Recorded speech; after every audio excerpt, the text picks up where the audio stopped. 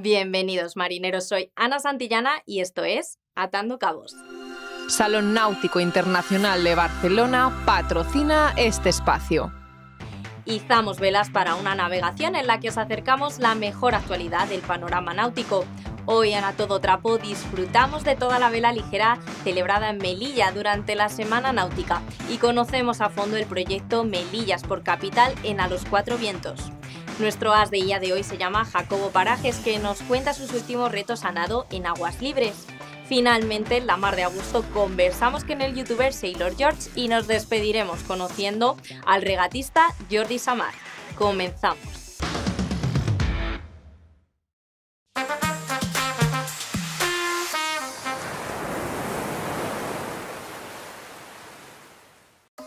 Atando cabos surca a todo trapo las aguas del estrecho, intentando seguir la estela de toda la vela ligera que compitió en la ciudad autónoma de Melilla.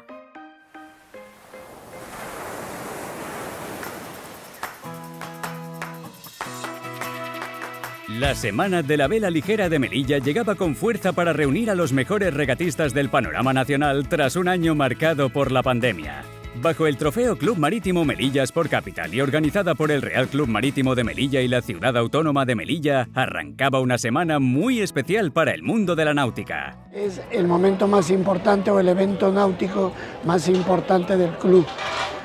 Es algo que llevamos desde hace 13 años, ya con este que son 14 años, que llevamos organizando y no queríamos que este año, a pesar de todas las dificultades, pues Melilla se quedara sin una semana dedicada a la vela. Las tablas de windsurf eran las encargadas de marcar el inicio del trofeo con 2 jornadas de campeonato donde se preveía un fuerte viento de poniente. El sábado se adelantaron las pruebas debido a la previsión meteorológica. Los windsurfistas tomaban la salida sin saber si el viento les permitiría disputar las 3 mangas previstas para la jornada. Pero al final, con ganas y empeño, consiguieron sacar adelante todas las pruebas del día. Se estaba complicando el campo de regatas, con muchos roles, mucha racha de viento. El fuerte viento de poniente, que llegó a alcanzar puntas de 30 nudos, no pudo con las ganas de competir de los windsurfistas de Tecno 293 y de Raceboard. A pesar de las dificultades, los deportistas aguantaron el tipo durante toda la jornada y entre ellos ya resonaban algunos nombres como líderes de la competición.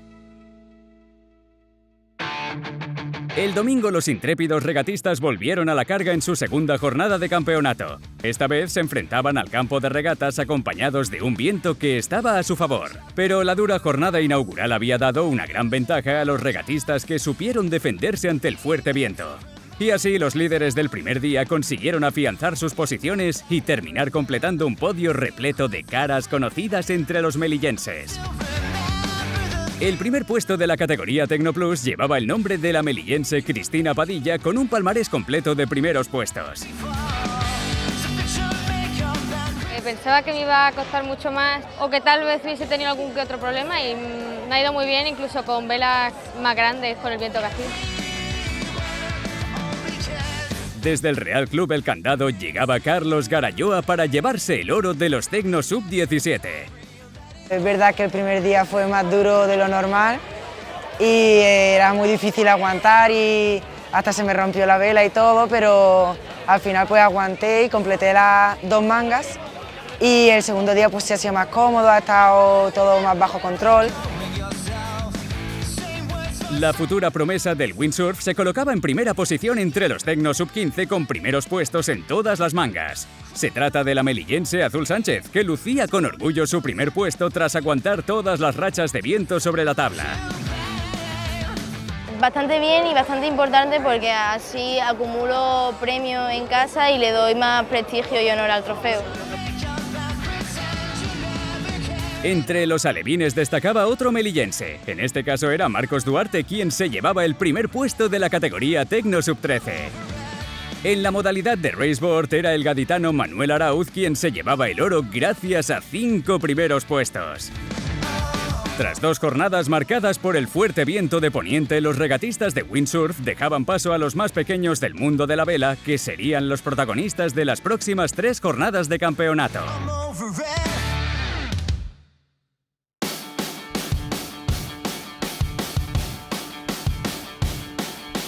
Las flotas de Ilka 4, Ilka 6 y Optimist cogían el relevo del trofeo Club Marítimo Melilla Sport Capital con muchas ganas y un objetivo común: ganar. Pero el cambio de modalidad llegaba acompañado de un cambio meteorológico. En este caso era precisamente la falta de viento lo que impedía que las pruebas se realizaran con normalidad. El martes amanecía soleado y con poco viento, pero tras 2 horas de espera el viento hacía acto de presencia y permitía que los jóvenes regatistas de Optimist pudieran tomar la primera manga del día. Sin bajar el ritmo zarpaban los regatistas de Ilka 4 e Ilka 6.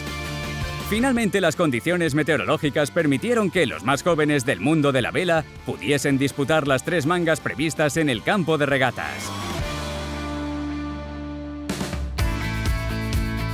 Durante la segunda jornada del campeonato, las flotas volvían a la carga tras esperar nuevamente al viento durante 1 hora. Los jóvenes regatistas no se rindieron y consiguieron teñir las aguas de la bahía de Melilla de fuerza e ilusión.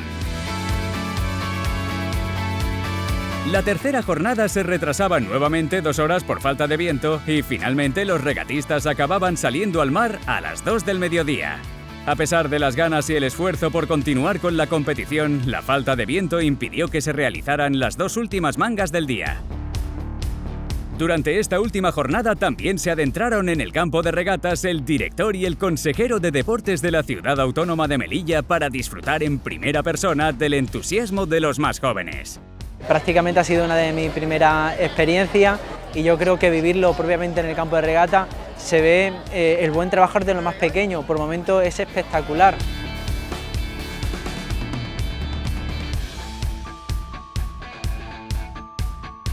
A pesar de las dificultades ocasionadas por el viento, los jóvenes regatistas de Optimist no perdieron en ningún momento las ganas ni la ilusión por navegar. Entre ellos destacó el cartagenero Sergio López, que luchó y disfrutó durante las 3 jornadas en el Real Club Marítimo de Melilla.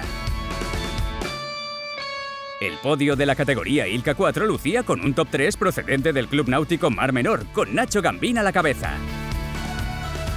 El oro de los Ilka 6 se quedaba en Melilla junto a Miguel Dueñas, que aunque no pudo asistir a la última jornada del campeonato, pudo demostrar su valía durante los 2 primeros días de la competición.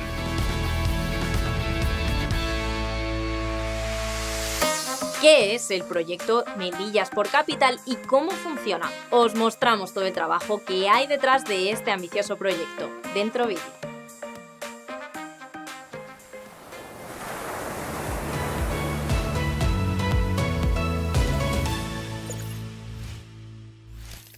Queríamos recoger el testigo de mi predecesor, que había impulsado el deporte a través de la celebración de importantes eventos en la ciudad de Melilla, y la presencia del área de deporte en Fitur de alguna manera nos llevó a pensarnos que la marca de Melilla Deporte podía llegar a punta, en este caso a cimas más altas, para mostrar a mucha gente del deporte a nivel nacional e internacional que no solamente somos capaces de producir grandes campeones en diversas disciplinas, sino que somos una ciudad con importantes bondades, que mira al mar y con capacidad para organizar importantes eventos de nivel.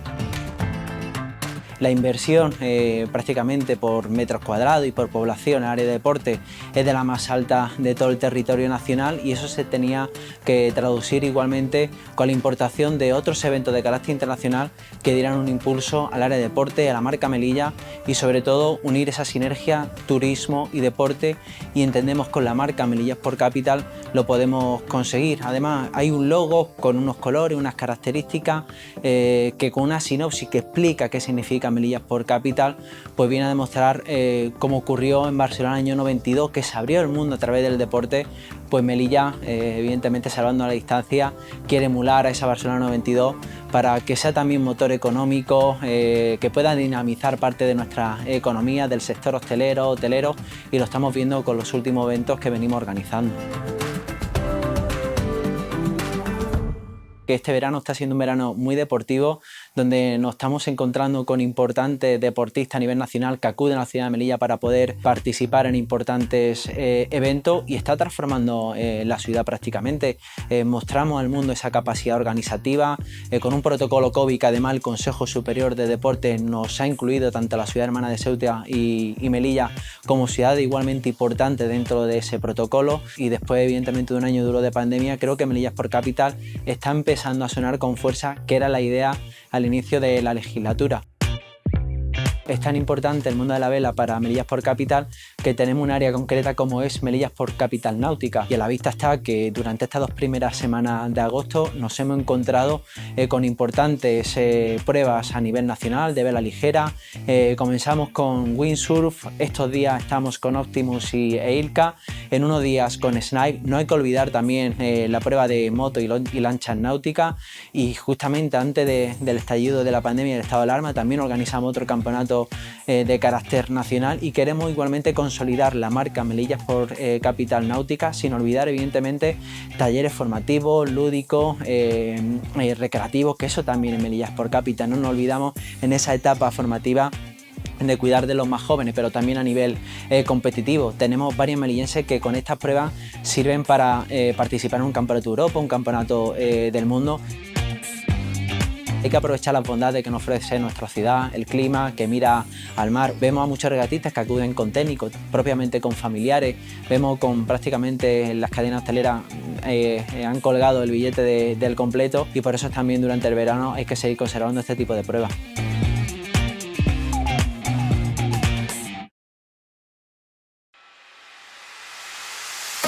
Jacobo Parajes es todo un ejemplo de superación. Le hemos pedido que sea nuestro as de guía de hoy para contarnos algunos de sus últimos retos en los que nada en aguas libres con fines benéficos. No os lo perdáis.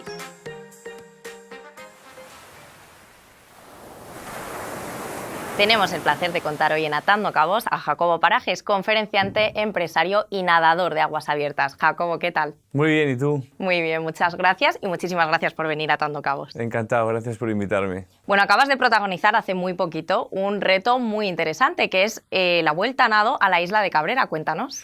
Pues sí, el 31 de julio hicimos ese reto, un grupo reducido de nadadores, nadamos alrededor de la isla de Cabrera, 22 kilómetros, 8 horas, y todo para intentar ayudar en la medida de lo posible a una fundación, Save the Med, y la conservación del Mediterráneo que tanta falta hace, ¿no? ¿Cuáles son los propósitos un poquito más en concreto de esta fundación? Pues mira, la idea de los nadadores ha sido aportar lo que hemos podido aportar a Save the Med, que su propósito sobre todo es la conservación de la parte del Mediterráneo de Baleares, regenerar el fondo marino, y lo importante que es pues ser conscientes que todo el mundo tiene mucho que hacer, aunque sea poco, pero mucho que hacer en la regeneración del fondo marino y de la preservación del Mediterráneo. ¿Cómo te has preparado para este reto? Porque creo que no es el primero que has hecho. No, es duro, es que yo me marco cada año un reto distinto. Esto empieza hace unos años, pero en el 2013, después de un año de un duro entrenamiento, consigo cruzar el estrecho de Gibraltar, siendo el primero con una enfermedad crónica, con mi enfermedad crónica, espondilitis anquilosante, en cruzar el estrecho de Gibraltar, y ahí eso lo hago benéfico al síndrome de Down, a la Fundación Síndrome de Down de Madrid, y es como que encuentro el sentido a nadar, a esforzarme durante tantos meses en una piscina, como digo, en Madrid, porque yo entreno en Madrid. Desde el primer estrecho de Gibraltar cambia todo un poco. Nada más cruzar el estrecho de Gibraltar me detectan un tumor maligno, y es como que la vida me dice: ahora te toca volver a empezar, has conseguido algo grande, porque para mí es grande, desde dormir sentado 6 años a cruzar el estrecho de Gibraltar, y de repente me toca gestionar un tumor maligno. Y gracias a eso me planteo cruzar el Canal de Menorca, algo que consigo somos 3 nadadores en ese caso, y conseguimos levantar la financiación suficiente como para ayudar a la Fundación Uno entre 100.000. Este reto fueron 40 kilómetros, 12 horas sin parar de nadar, de Mallorca a Menorca. De ahí nos tiramos al agua al año siguiente para intentar el estrecho ida y vuelta. Conseguimos la ida pero no la vuelta, lo cual es muy interesante porque te enseña a saborear y aprender del fracaso. No todo se consigue en la vida. Sí consigo mi segundo estrecho, y además, más importante, entre los 3 mismos nadadores conseguimos levantar la segunda beca de investigación en el Hospital de Barcelona para seguir en la carrera para buscar una solución a la leucemia infantil. El siguiente más grande que hago es 2 años más tarde, cruzo Grecia a Turquía, en una competición con 180 nadadores de distintas partes del mundo. Yo era el único español, consigo el podium, el primer puesto de mi categoría, lo cual no es importante, pero sí consigo cruzar de Asia a Europa, y había cruzado de Europa a África. Y bueno, a pesar de que este último reto no tiene que ver con cruzar continentes, mi idea es seguir nadando para seguir cruzando continentes y unir los 5 continentes. Hablaremos ahora, si quieres, de próximos proyectos, pero confiésanos, un poco atando cabos, ¿cómo empezó todo esto de la natación? ¿Cómo empezaste a nadar? Es curioso, es una historia que se remonta a muchos años atrás, pero en realidad empieza el día que me diagnostican una enfermedad crónica muy dolorosa. Estoy 12 años sin hacer un minuto de deporte, estoy 6 años durmiendo sentado, pero un día, después de 12 años, decido tirarme al agua como forma de romper mi propio límite de no hacer deporte. Ese día nado 400 metros, pero algo entra en mí que me llena de ilusión. He podido hacer un poco de deporte y de los 400 metros paso a 500 y a 600, y 4 años más tarde había conseguido nadar 1000 metros de una forma un poco caótica, siempre rápido a la hora de la comida, después de la oficina. Pero 4 años más tarde, cuando ya entiendo la rutina de la natación, decido dar un paso en grande y hacer algo importante desde la natación para demostrar a gente, o para demostrar, no, para compartir a personas con mi misma enfermedad que se puede hacer muchas cosas, ¿no? A mí hay una pregunta que me gusta mucho hacer en Atando Cabos, porque venís personas muy diferentes, y es, ¿qué significa para ti el mar? Pues mucho, mucho.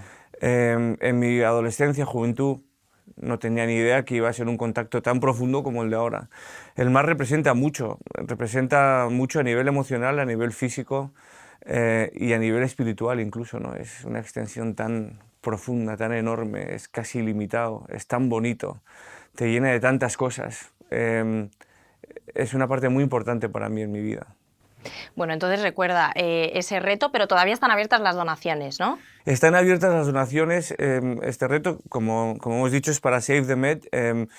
Todo el que quiera colaborar puede colaborar hasta el 1 de septiembre, en el que ya se cierra el reto. Nosotros no esperamos nada de nadie, en realidad cada euro es un regalo.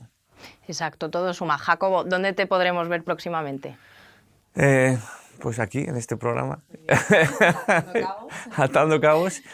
Y si no, bueno, ahora toca descansar un poco. Quien me quiera ver me puede ver a través de un libro. ¿Cómo se llama tu libro y de qué hablas de él? Se llama Lo que aprendí del dolor. O sea, es un libro que editó Plataforma Editorial hace 4 años, está en 6ª edición. En este libro hablo de mi vuelta al mundo y del reto del Estrecho de Gibraltar, el Canal de Menorca, y el sentido que tiene hacer estos retos, el que ha tenido en mi vida y el que he podido compartir con otros. Pues lo leeremos, nos lo apuntamos. Muchísimas gracias por venir. Gracias a ti, encantado de estar aquí. Gracias. Lejos de su barco, viene a charlar con nosotros Jorge, más conocido por su canal de YouTube Sailor George. Con él hablamos sobre cómo los youtubers acercan al público el mundo de la náutica gracias a las redes sociales.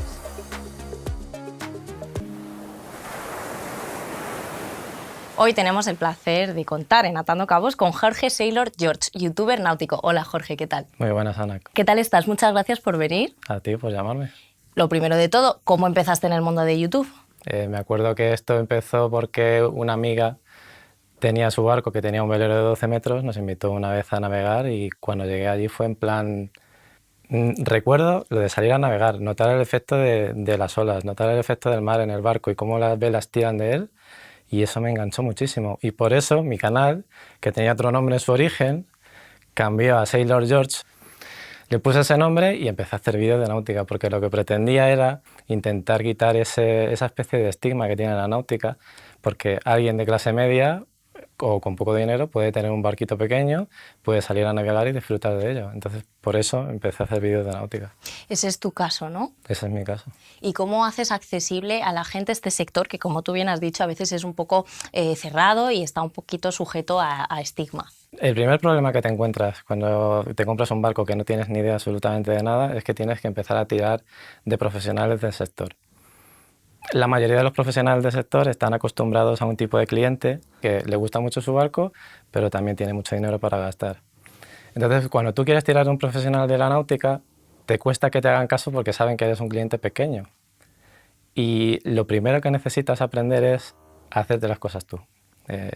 Tienes que acabar entendiendo. Tú fíjate que yo soy programador, no tenía ni idea de nada, no había hecho prácticamente bricolaje en mi vida y de repente tienes que aprender electricidad, electrónica, fontanería, aprende un poquito de mecánica, aprende de velas, de costura. Yo no había cosido en mi vida tampoco y hay veces que tienes que hacer un remiendo en una vela o lo que sea.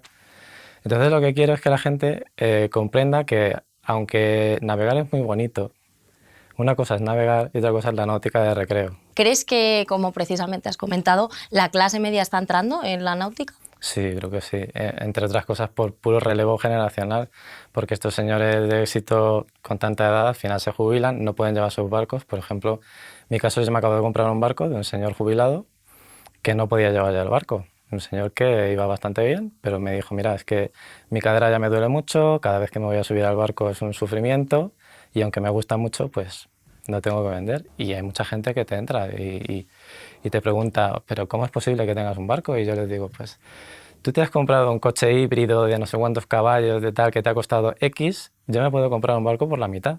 Y te dicen, no es posible. Yo, sí, sí, sí.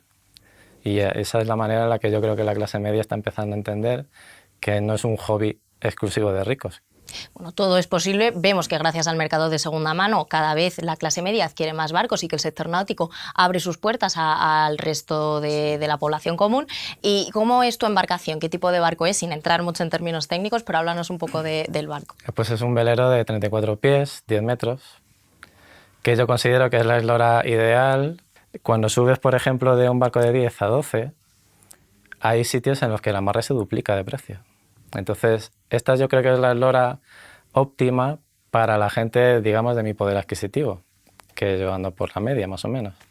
Entonces, siempre recomiendo que cuando te vas a comprar un barco, te compres un barco que puedas pagar. Y cuando digo poder pagar, no estoy hablando del precio en sí del barco, estoy hablando del mantenimiento, que al final es donde te dejas el dinero. Bueno, y quitando un poquito todas esas cuestiones técnicas y, por supuesto, toda la inversión que se necesita para navegar, pero luego, ¿qué ventajas tiene? ¿Qué sientes tú cuando navegas?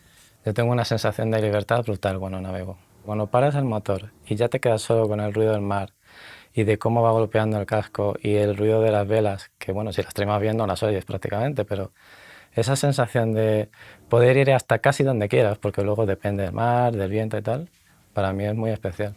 ¿Y algún vídeo que tengas pensado, hablar de algo en específico que quieras sacar también dentro de poco?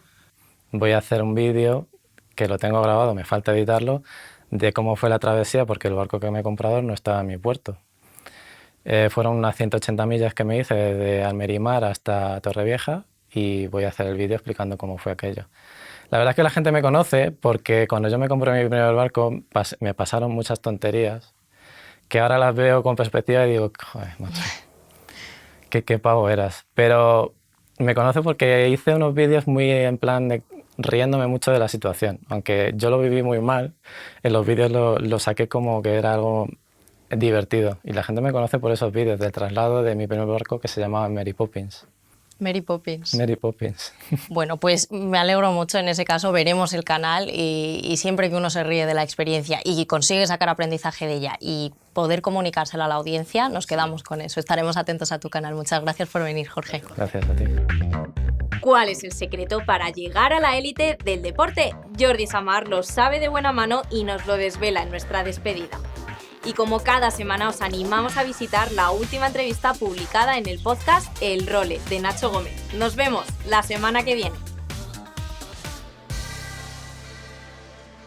El sueño olímpico, mi sueño olímpico de toda la vida es el de ganar los Juegos, que bueno, obviamente es un sueño muy grande y muy difícil, pero bueno, que no sea por no soñarlo, ¿no?